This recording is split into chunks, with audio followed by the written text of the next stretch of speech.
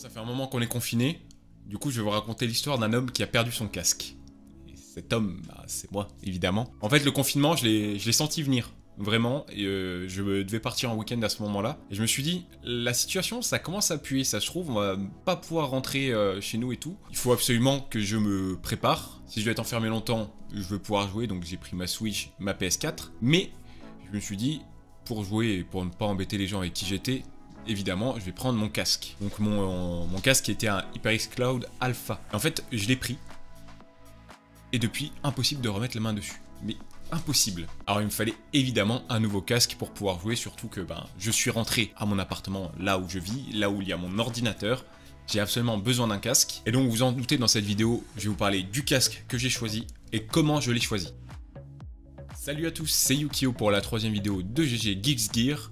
Et j'espère que vous m'entendez bien, sinon il va falloir changer de casque. Je vais pas y aller par quatre chemins, je vais vous expliquer tout de suite les critères qui m'ont aidé à sélectionner mon nouveau casque, celui qui a remplacé le HyperX Cloud Alpha. Le premier pour moi ça a été évidemment la plateforme. Choisir est-ce que je vais jouer uniquement sur PC ou bien est-ce que je vais m'en servir pour mes consoles. Je pense que vous l'avez compris, à la base si j'avais pris mon HyperX Cloud avec moi pour le supposé confinement qui devait arriver, mais qui est arrivé mais un peu plus tard, et bien c'était pour jouer sur ma PS4.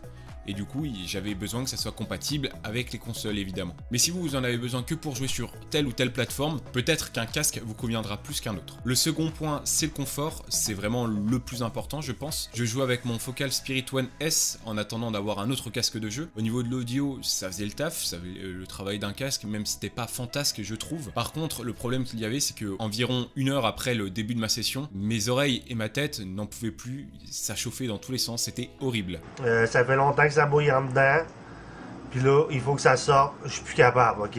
Surtout que je porte des lunettes, du coup ça appuyait vraiment énormément. C'était pas du tout agréable. Et c'est évidemment très rare de jouer moins d'1 heure lorsqu'on est vraiment en grosse session de jeu. Et donc pour un casque de jeu, le confort c'est primordial. Le troisième critère c'est évidemment la qualité sonore. Donc par qualité sonore, il faut évidemment un casque qui rend bien, qui a un son bon. Mais la deuxième chose pour la qualité audio à laquelle on ne pense pas forcément, c'est la forme de la courbe audio, donc la réponse de fréquence. Si vous avez une fréquence en V, donc qui va être très portée sur les aigus et les médiums, ça sera pas vraiment le top pour jouer, surtout à des FPS. Moi je vous conseillerais plutôt d'avoir un casque relativement neutre. C'est le cas par exemple du HyperX Cloud Alpha qui lui est vraiment très neutre à ce niveau-là et permet d'avoir une meilleure appréhension des bruits de pas. Alors si vous êtes un joueur de FPS, je vous conseille d'avoir une courbe audio plate, de la neutralité qui va vous permettre de régler votre son comme vous le voulez, peut-être booster les aigus ou les médiums pour entendre plus les bruits de pas. Mais si vous ne jouez que à des MOBA ou des jeux solo et que vous voulez être vraiment immergé à l'intérieur, des casques qui peuvent aussi être des casques musicaux pourront peut-être plus vous convenir. Le quatrième point,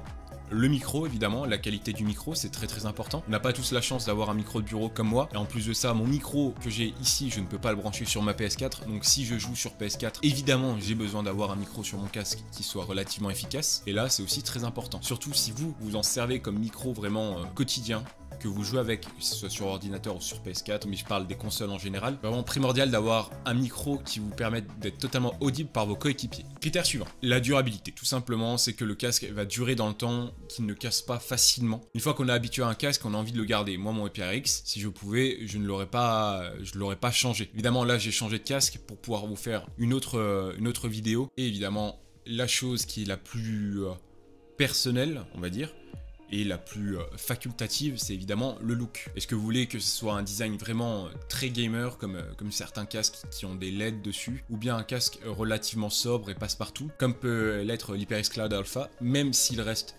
relativement typé gamer, surtout avec les arceaux en rouge.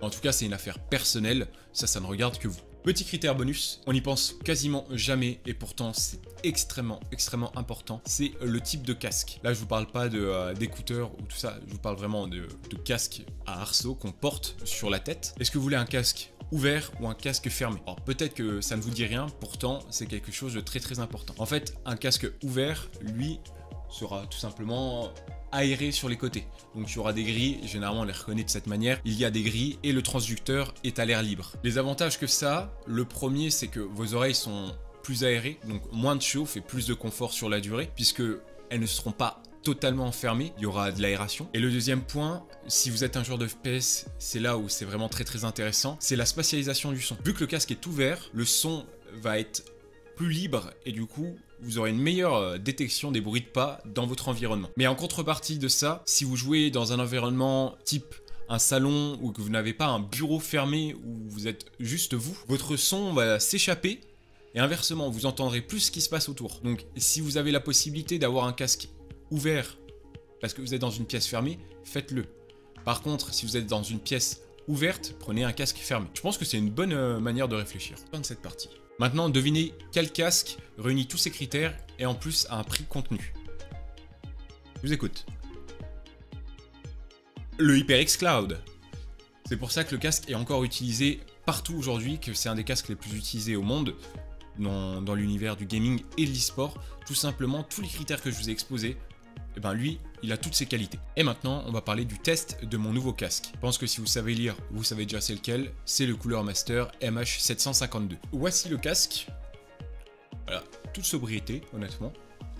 Et maintenant, je vais vous parler de tout ce qu'il y a autour de ce casque, comment il fonctionne, est-ce qu'il est bien, est-ce qu'il n'est pas bien. Je vous donne mon avis, tout simplement. Et pour vous donner mon avis, je vais reprendre les critères que j'ai utilisés tout à l'heure, dans le même ordre. Donc le premier, la plateforme. Donc, le casque est compatible PC, console, smartphone. Voilà, il y a la totale, c'est trop bien. En plus de ça, il y a une carte son qui est fournie avec celui-ci, qui est compatible avec la PS4. Ça vous évite de brancher directement le câble sur la manette, chose que je n'aime pas du tout vu que j'aime bien être libre avec ma manette. En tout cas, elle fonctionne avec tout mon matériel et ça, c'est vraiment un très très bon point. Au niveau du confort, absolument rien à redire. Je peux le porter des heures et des heures sans aucune gêne. Il est léger, je vous mets le poids à l'écran parce que là, je l'ai plus en tête. Et comme je l'ai dit, je porte des lunettes et même avec mes lunettes, il n'y a aucun problème, il n'y a pas d'appui derrière ou quoi que ce soit. Et donc, ça me permet de jouer des heures et des heures sans aucune gêne. Au niveau du son, on est très proche des HyperX Cloud. Je vais vous expliquer dans quelques minutes pourquoi le son est si proche. En tout cas, le son est relativement neutre. Et lorsque je joue à Valorant, j'ai pas de problème pour spotter mes ennemis avec les bruits de pas. Et là, on va juste faire un petit test micro pour que vous vous rendiez compte de la qualité du micro. Bon, alors je m'excuse pour l'extrait qui va suivre, j'ai très mal réglé le micro lors de l'enregistrement. Là, vous voyez bien la différence, ma voix, elle est vraiment neutre, elle ressort parfaitement, et en plus de ça, il y a une bonne suppression du bruit. Je pense vraiment que le micro, c'est un des plus gros points forts de ce casque. Et voici le son depuis le micro du MH752 ou 751, vu que c'est le même micro. Vous voyez bien, la qualité du son est vraiment un des plus gros points forts de ce casque. Je pense que c'est ce qui bat le HyperX Cloud et qui peut faire pencher la balance pour vous. Au niveau de la durabilité, je dirais que le casque, j'ai pas peur qu'il me casse entre les mains, je le trouve relativement résistant. Par contre, de mon point de vue, je trouve vraiment qu'on est à des années-lumière de ce qu'il y a sur le HyperX Cloud, où on pouvait tordre l'arceau sans aucun problème. Là, on voit tout de suite, c'est un peu différent. Les points bonus, on peut pivoter les oreillettes et du coup pas besoin de poser le casque directement sur le bureau. On le met sur nos épaules, on pivote.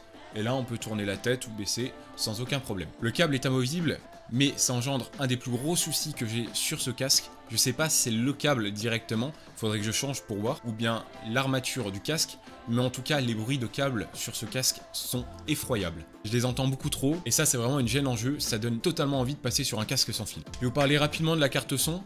Moi, je m'en sers uniquement sur la PS4. J'en ai pas l'utilité sur PC vu que j'ai ma Focusrite qui a un très bon son aussi. En fait, c'est une carte son, hein, somme toute classique, qui permet d'avoir un son en 7 points. Je ne m'en sers pas même sur PS4 puisque je trouve que lorsque l'on l'active, tout simplement, on a un son très très étouffé, beaucoup moins naturel. C'est quelque chose qui ne me convient pas du tout. Par contre, ça permet d'avoir un meilleur son. Et comme je le disais tout à l'heure, de pas brancher directement le câble sur la manette, mais via le port USB de la PS4. Au niveau du design, le Cooler Master nous dit que c'est un design intemporel et je trouve que c'est relativement vrai. Moi, ça me fait penser aux Audio Technica. Je le trouve vraiment beau. Honnêtement, il me plaît énormément. Plus de ça, c'est vraiment un design passe-partout. On peut vraiment l'emporter n'importe où sans qu'on se dise ça, c'est un casque de jeu. Non pas que ce soit gênant d'être gamer en 2020, mais moi, j'aime bien avoir un peu de sobriété lorsque je sors. Au niveau du logo, là, un logo très très simple, il n'y a pas écrit Cooler Master. Et ça, je trouve que c'est vraiment un bon point pour moi. C'est un casque fermé qui possède une très bonne isolation passive. Et même quand je joue dans mon salon et qu'il y a de la vie et de l'activité dans mon salon, je n'ai aucun problème, je suis pas du tout perturbé et je n'ai pas peur de perdre des informations en jeu.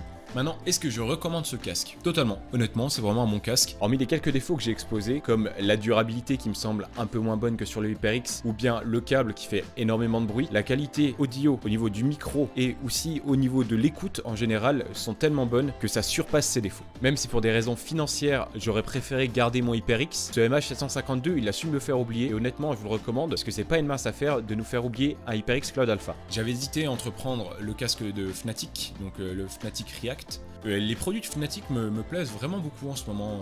Le casque et clavier en particulier, un peu moins les souris, mais le casque et clavier m'intéresse énormément. Peut-être que si j'arrive à mettre la main dessus, je vous en ferai des vidéos. Point bonus, il n'est pas cher. Et en plus de ça, si la carte son 7 points ne vous intéresse pas du tout, si par exemple vous ne jouez que sur PC et que vous n'avez pas envie de cette carte son 7.1, il y a la version MH751 qui, elle, est exactement le même casque, mais sans cette carte son. Et ça coûte 20 € de moins. Donc vous en avez pour un peu moins de 80 € pour le MH751 et moins de 100 € pour le MH752.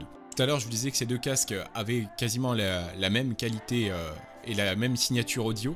Ce n'est pas pour rien puisque ces casques sont inspirés du Q-Pad qui est lui-même inspiré du Takstar Pro 80 qui est un casque de studio. C'est pour cela qu'on a une neutralité un peu partout sur le casque et qu'il est très très bon pour les FPS. Et on peut donc les considérer comme des frères faux jumeaux. Bon, le boulet que je suis a évidemment oublié de tourner la fin de la vidéo, donc je vais la tourner rapidement à la webcam depuis mon bureau. Le son, ça sera toujours bon. Par contre, au niveau de la caméra, ça sera un peu moins bon. J'en suis désolé. J'en profite juste de cette fin pour vous mettre le récapitulatif du test de mon casque.